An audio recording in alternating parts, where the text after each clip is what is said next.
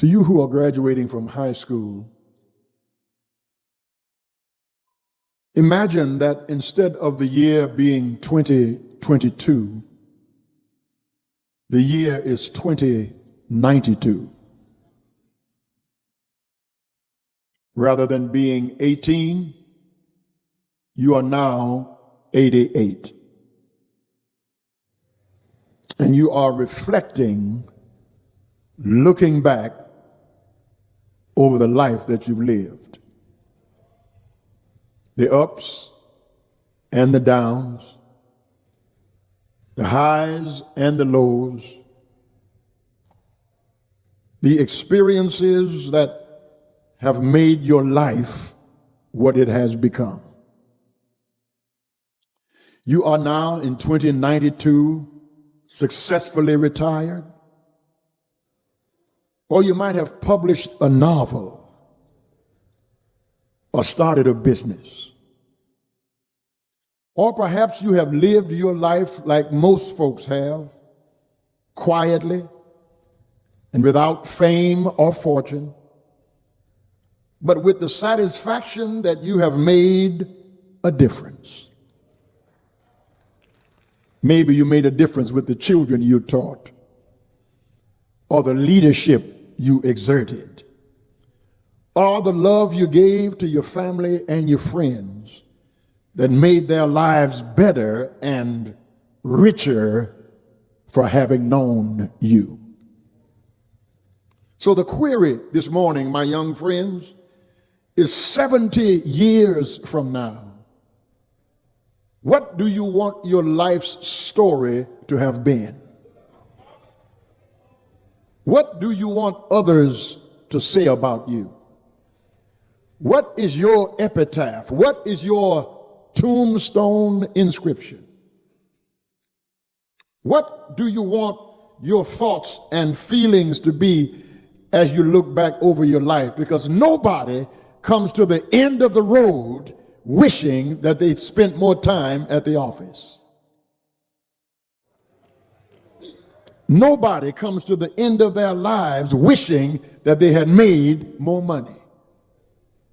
But people come to the end of their years wishing that they'd made a difference. Come with me back to the future. Come with me back to the future. The Apostle Paul is writing to his young friend and understudy, Timothy. And he knows that if he wants to get over to Timothy what he's trying to teach him, he has to use language that Timothy will understand and, more importantly, relate to. Paul knows now that the finish line is in view.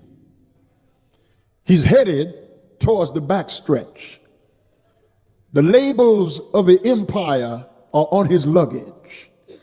He's preached in Thessalonica. He's preached in Berea. He's preached in Corinth. Paul has preached in Galatia and Ephesus. He's been let down a wall in a basket. He's been run out of town by strangers. He's received 40 lashes minus one. He spent a day and a night in the bosom of the angry deep. Paul has known peril and nakedness and sword. And Paul is now coming to the end of his life. And when he looks back over his life, he does not wish for more money. He does not wish for fame or for fortune, but he wants to leave something with young Timothy that will help him and us to live a successful life. Paul uses athletic metaphors to tell his young mentee what he wants him to understand. Paul sees from his prison cell Nero's chopping block. Paul is about to be beheaded by the Emperor Nero. He hears the axe being sharpened to perfection. He is in a Roman prison cell, but he is not Rome's prison. He's not a prisoner of Rome. He's in a Roman prison, but he's not a Roman prisoner because he's a prisoner of the Lord Jesus Christ. And he hears the axe being sharpened. He knows that in a moment he's going to be beheaded, but he does not cower. He does not fear. He is not anxious. He is not nervous. There is no doubt or concern. He says to Timothy, I'm ready. I am now ready.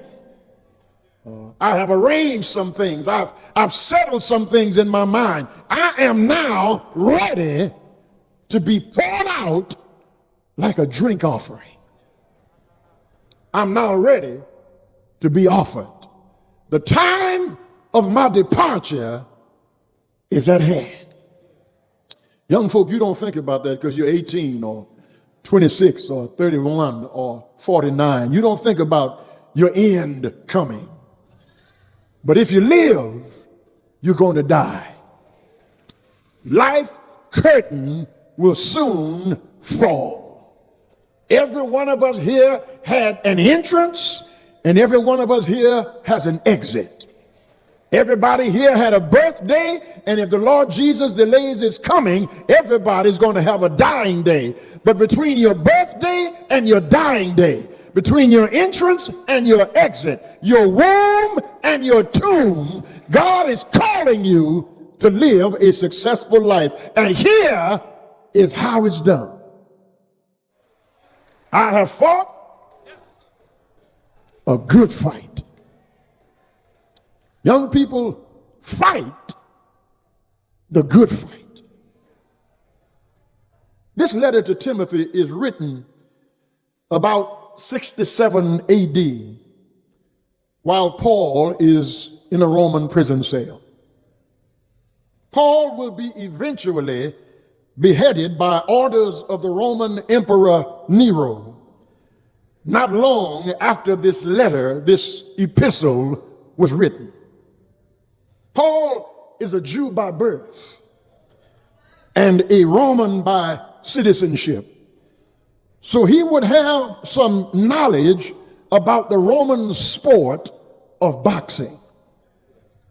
Boxing was a Roman sport that Paul was well familiar with. There was boxing as legitimate sport, so much so that some of the Roman emperors participated in the sport of boxing. And then there was boxing that was illegal and illegitimate, participated in by Roman gladiators. The former form of boxing with Marcus of Queensberry rules was participated in by Roman emperors, but then there were the latter boxing that the gladiators participated in that was dirty and ruthless and no rules. Gouge your opponent's eyes out. Cheat if you have to. Trip if you want to. Undermine, cut, slap, do whatever you have to do to win. It's dog eat dog, survival of the fittest. Be dirtier than your opponent. Be ruder and crueler and meaner than your opponent. Not the boxing that is the sport of emperors, but the boxing that's the sport of gladiators. Be low down. Cheat, scrounge, lie, steal. Do whatever you have to do to win.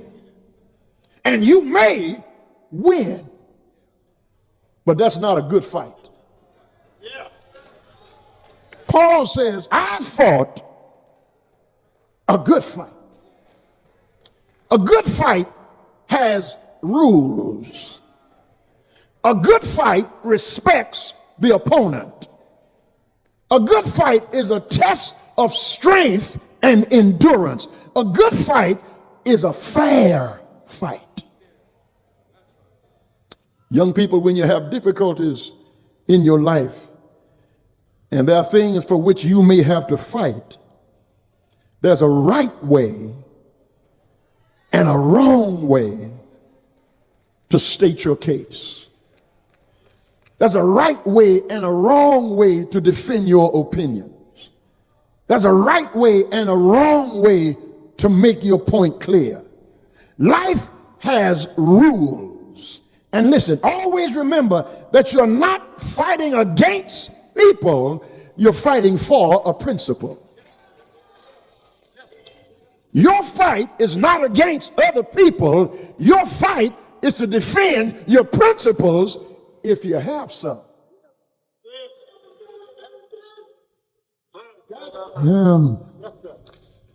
To fight a good fight is to be tenacious, strong, determined, courageous, tough, but fair, respectful, honest, and merciful. Because when you fight like that, God is on your side. When your fight is clean and fair and respectful and honest, you may lose the battle, but you'll win the war. Because the race is not given to the swift. I wish I had a Bible reader. Nor the battle to the strong, but to whoever can hold out to the end. Paul says, know ye not that all of us participate in the race, but not everyone receives the prize. He said, I'm in the ring. I'm not shadow boxing. I'm not beating the air for show. I'm not trying to impress folk who come to this church. I'm in this fight to win. And Paul says, my greatest fear is when I have preached to others, I myself should become a castaway. I wish I had a witness here. Paul said, I don't want to help people to gain a prize that I disqualify myself to lose. Can I run that by you one more time? I don't want to help others gain a prize that I myself am disqualified to lose because I didn't play by the rules.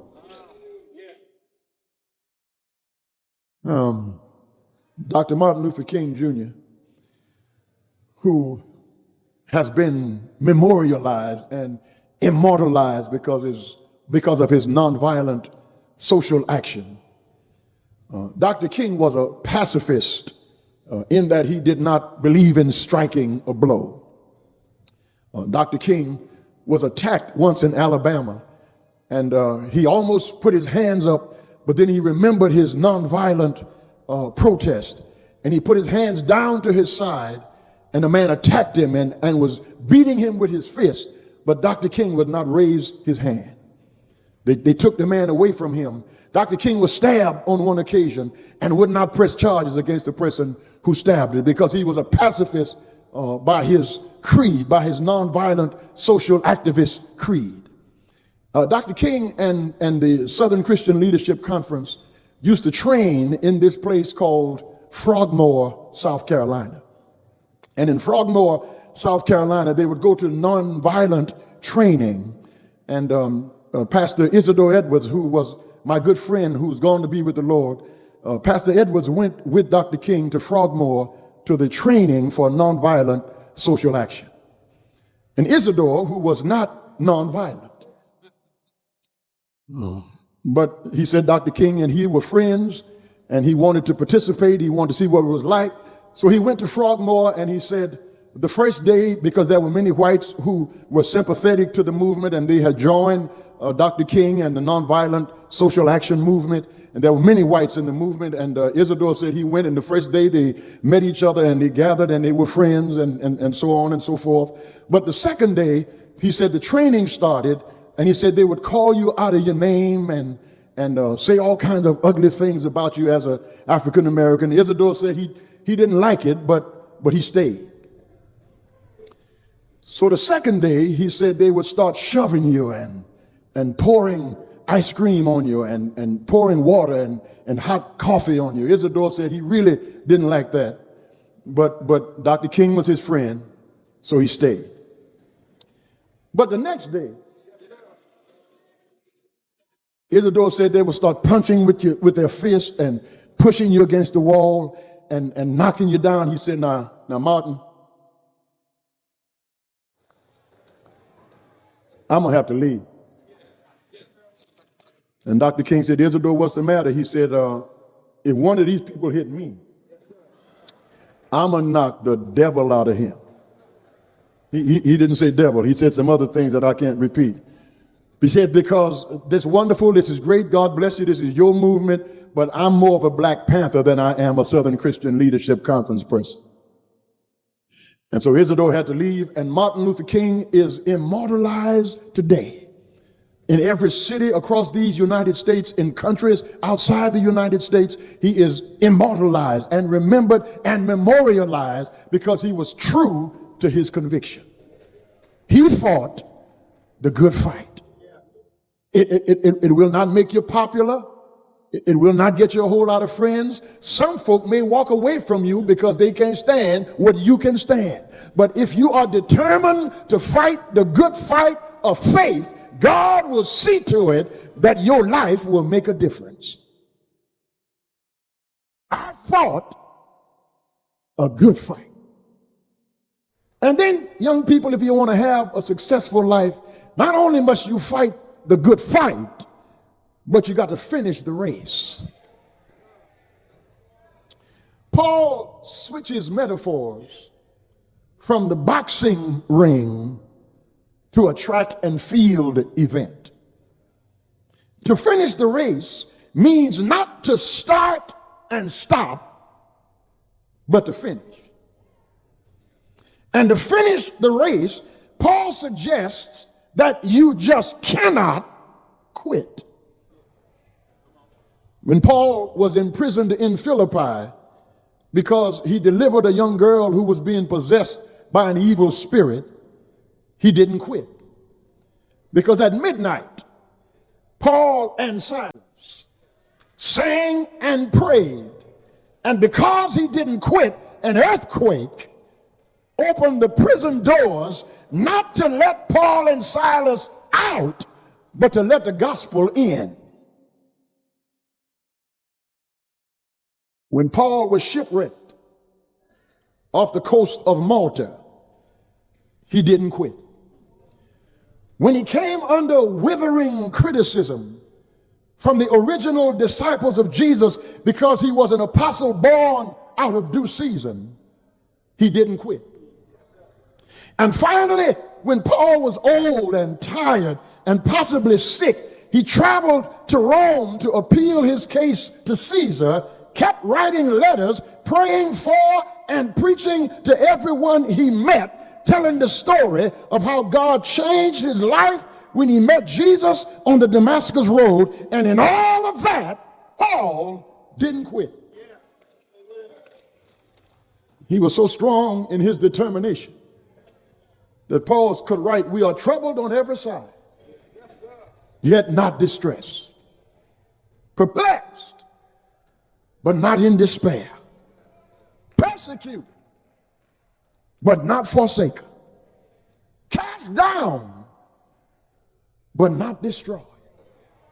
Paul ran the race he entered and stayed in it till the end. He finished by completing the task that God had assigned. When life gets tough, my young friends, don't quit. When others think you're crazy because of your career choice, don't quit. When it looks like you're not going to make the grades that you want, don't quit. When the task seems too hard and the days seem too long, don't quit. John Greenleaf Whittier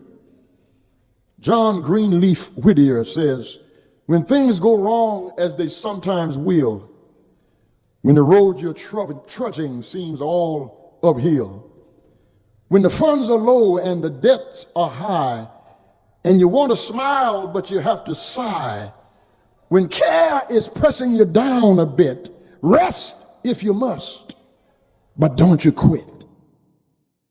Brothers and sisters, life is strange with its twists and turns as every one of us sometimes learns, and many of failures come about when he might have won had he stuck it out. Don't give up, though the pace seems slow. You may succeed with another blow. Success is failure turned inside out, the silver tint of the clouds of doubt, and you can never tell just how close you are. It may be near when it seems so far. So stick to the fight when your heart is hit. It's when things seem worse that you must not quit. For all the words of tongue or pen, the saddest words are what might have been. And there are some people in this church this morning crying over what might have been. They gave up too soon. They stopped praying too soon. They stopped trusting too soon. They stopped believing. They stopped fighting. They stopped running. They stopped warring too soon. Fight the good fight. Finish the race. You don't get paid for starting. You get paid for finishing. I mentioned to you who were here yesterday, be on time for everything. Get to class on time. Get to work on time. If you're supposed to be there at 8 o'clock, don't get there at 8 o'clock. Because if you get there at 8 o'clock, you're late. Get to work and work a full day's work. If you're supposed to be there at 9, don't get there at 9 because you got to read your emails, you got to check your Facebook account, you got to go get some coffee, you got to go use the bathroom, you got to look and see if your makeup is right, and by the time you start working, it's 10:15.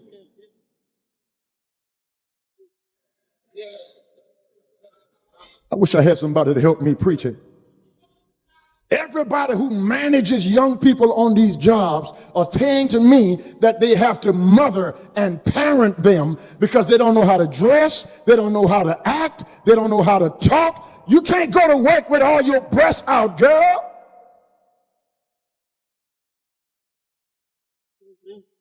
I wish I had somebody to help me preach it. Learn how to talk. Learn how to be respectful. If you go to college to train yourself to think, don't come back home and be a fool.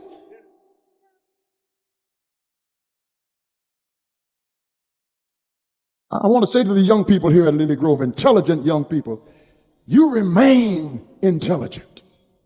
Don't lower your standards because you're trying to fit in with these people who are ignorant and going nowhere. Your mother and father or your mother by herself has sent you to school to train yourself. Don't you bring nobody home with his pants hanging down off his butt. Let that trash stay right in the street where you met him. He'll be driving your car, bringing you to work at home, watching The Young and the Restless because he doesn't have anything going for him. You've trained yourself to think. Use your head for more than a weave.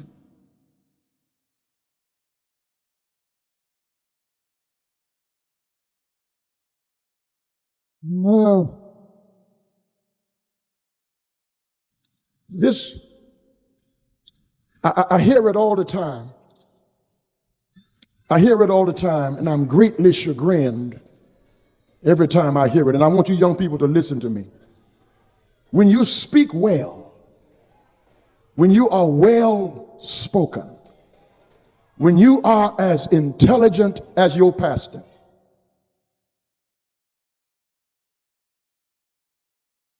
when you dot every I and cross every T and pronounce every consonant and use every vowel and make sure that your adjective clauses match with your adverbial phrases. When you are intelligent, here is what they will say to you: you acting white. So the translation of that must be to talk like a fool is acting black. Black people can be intelligent.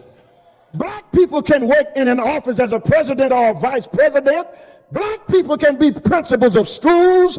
Black people can be vice presidents of banks. Every black person I know just about got a job, a house, a car, some sense. You don't have to be a fool to be black. Where is your pride in your blackness?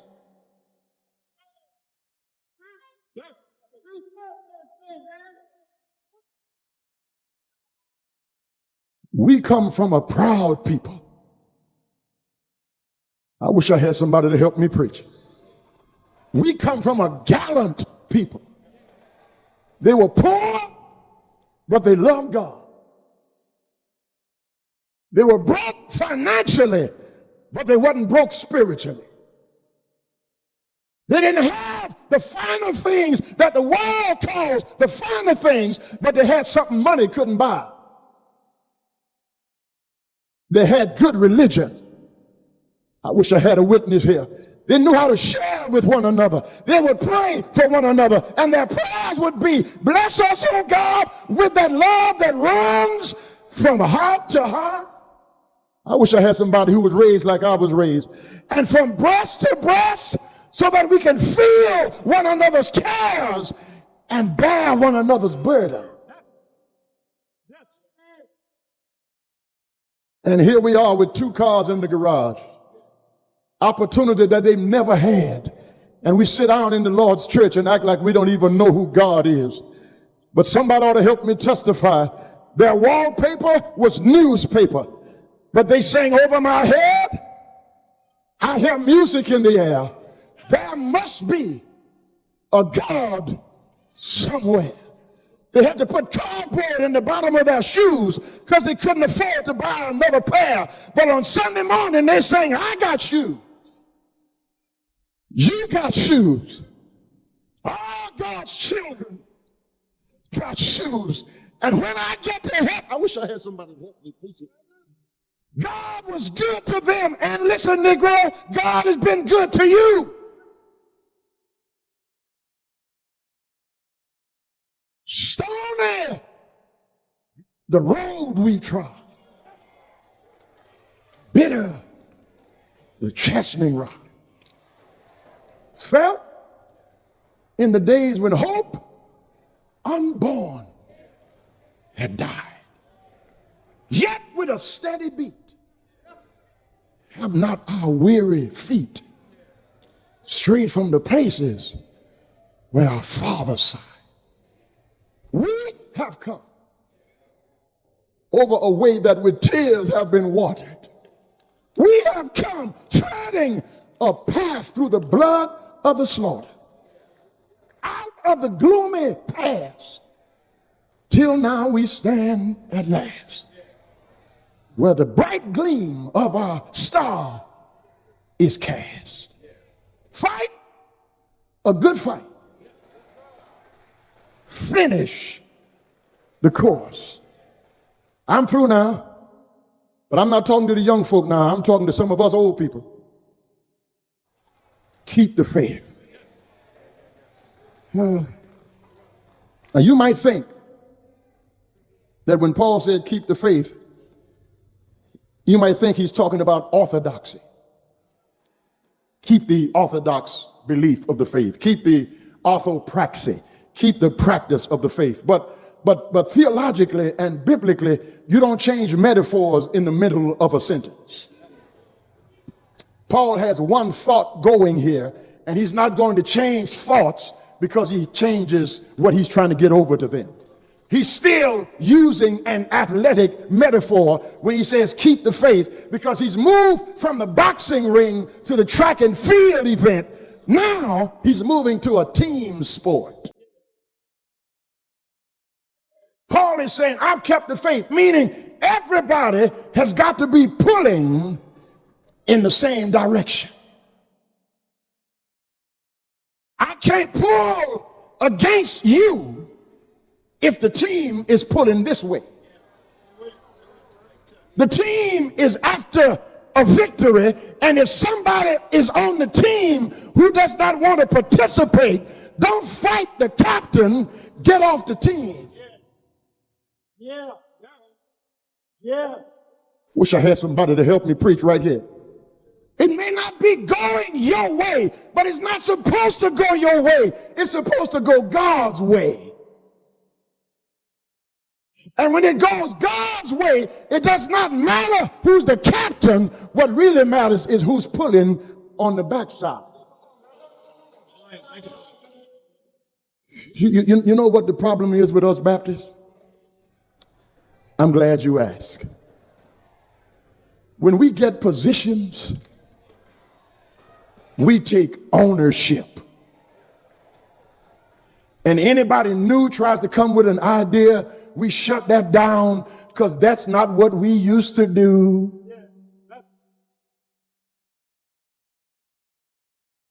That's not how we did it before. Well, it don't mean it ain't gonna work because that's not how you did it before. It's a team effort. And sometimes you got to take one for the team.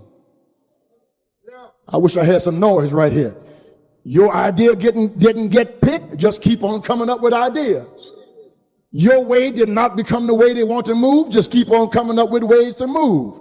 And even if you never get a chance to get to the leadership, just be a good follower. If you never get a chance to get to the mic to lead a song, be a good choir member. If you never get an opportunity to stand up to preach, clap for the one who's preaching. If you never get a chance to teach a Sunday school lesson, say amen for the teacher who is teaching. If you never get a chance to lead the scholarship committee, just get in the background and say, what can I do to help?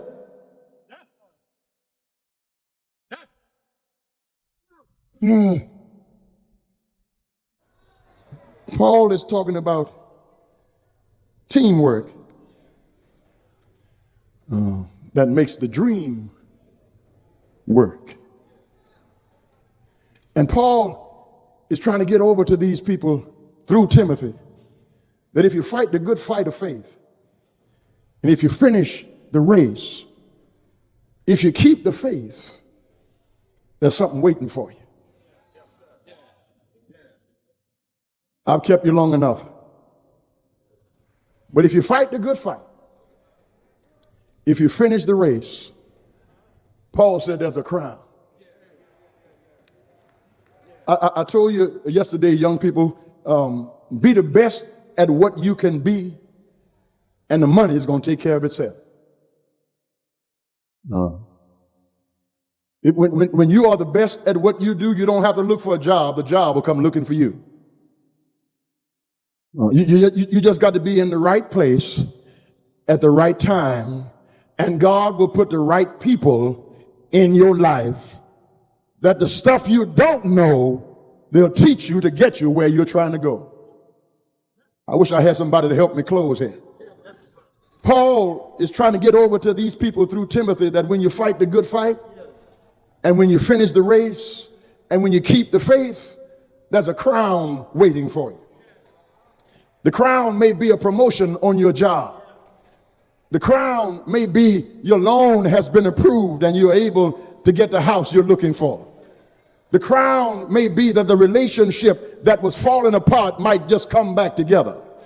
The crown may be that child who's walked away from your teachings might now learn some sense and come back on the Lord's side and live.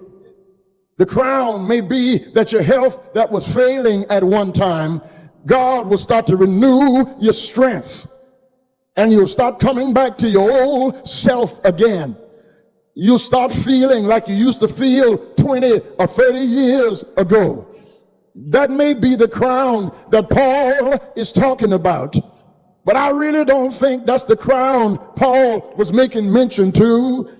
He's not talking about good health right now. He's not talking about wealth right now. He's not talking about a raise or a promotion. Paul is not talking about a man, a woman, a marriage, or a divorce. What Paul is speaking of right now, if you fight the good fight, if you run your race, if you finish your course, you will hear the Lord say, servant, well done. That's why you work so hard. That's why you sing so loud. That's why you pray so much. That's why you preach every time you get a chance. That's why you try to do good to people at every opportunity. That's why you worship God in spirit and in truth. That's why you're always raising your hands in the sanctuary. That's why you're always telling God, thank you.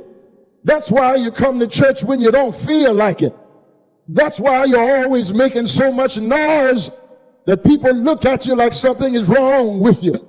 Because you want to hear the Lord say, well done, good and faithful servant.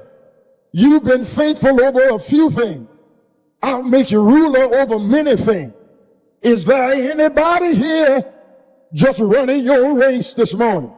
Don't worry about who's running on the side of you. Just put some blinders on and run your race. Don't worry about what they drive. Just run your race. Don't worry about what they wear. Just run your race.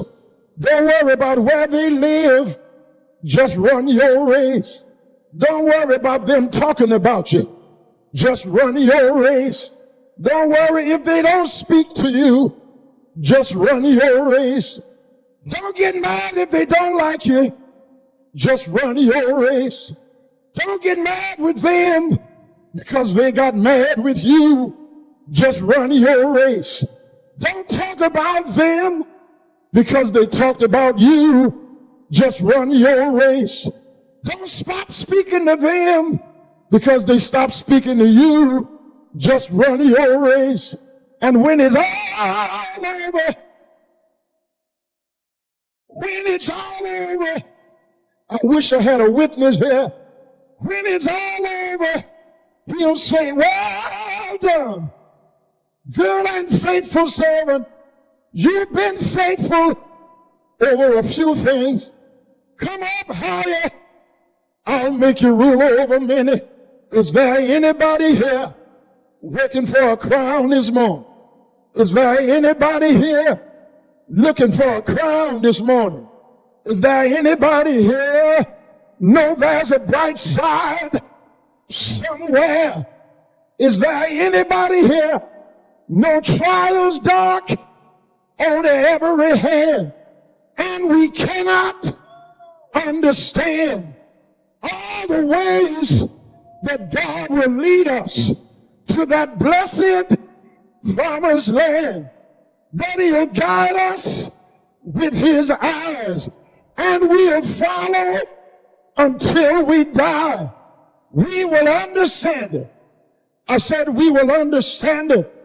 We will understand it better by and by.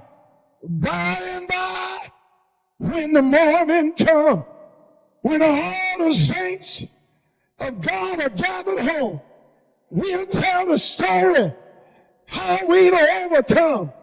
We'll understand it better by and by. Is there anybody here gonna keep on praising, keep on running, keep on working, keep on serving, keep on believing, keep on trusting? God will make a way. Why don't you look at somebody? Tell them, be not dismayed, whatever, be tired. God will, God will, God will take care of you. Won't he do it? Won't he take care of you? Won't he do it? Say yes. Say yes. Yeah. Yes. Yes. Yes. Yes. Yes. Yes. Yes. Won't he do it? Won't he do it? I know he's all right.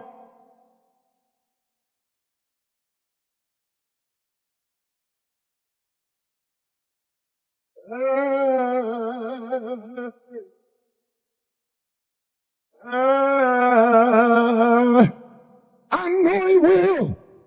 I need somebody here who's tried and for yourself.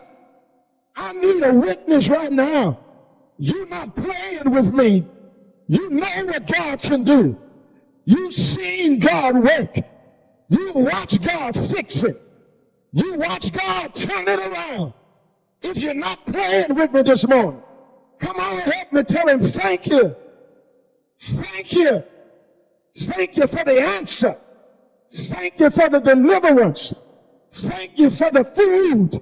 Thank you for my clothes. Thank you for my house. Thank you for my health. Thank you for my friends. Thank you for my family. Thank you. I've got a home on the other side. If you miss me from singing down here, you can't find me nowhere. Come on up to bright glory. I know he's all right.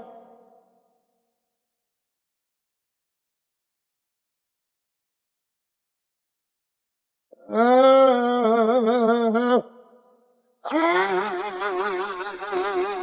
know he's all right.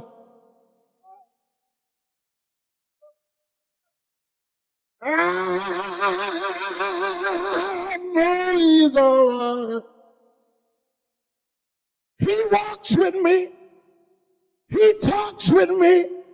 He tells me I am his own. And the joy. Do you have joy? Go ahead and shout. Don't wait till the battle is over. Go ahead, shout right now. Thank you. Thank you.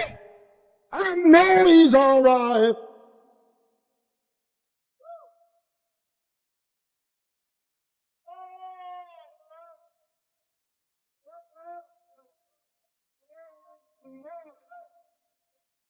Lord. Yes, sir. Yes, sir. Yes, sir. I can't answer. Yes, sir. Ain't the man. Yes, sir, bro. Yes, sir. Answers in the room. Yes, sir. Yes, sir.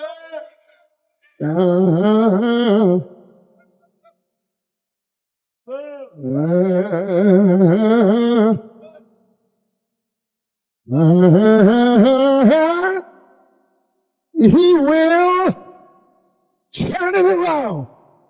He will bring the sunshine back in your life. He will put a smile on your face. He will wipe tears from your eye. He will open the door that was closed in your face. He will. He will. He will. He will. He will. He will. I know he's all right.